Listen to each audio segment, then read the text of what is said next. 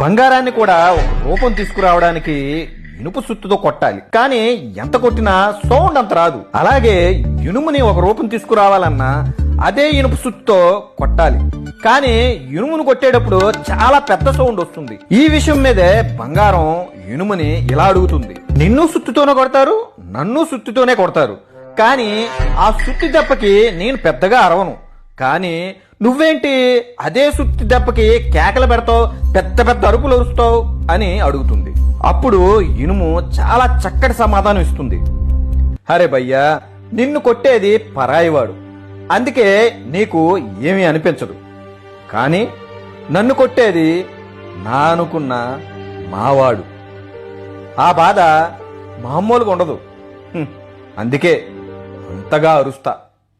మిత్రమా, నా అనుకున్న మనవాళ్ళు కొట్టే దెబ్బ ఎంత గట్టిగా ఎంత బాధ కలిగిస్తుందో కదా. ప్రపంచం ఏమన్నా మనం పట్టించుకోం, కానీ నా అనుకున్న మనవాళ్ళు ఏ చిన్న మాట అన్నా చాలా బాధపడతాం. సో అలాంటి బాధని మన అనుకున్న మన వాళ్ళకి ఎవరికీ ఇవ్వకండి.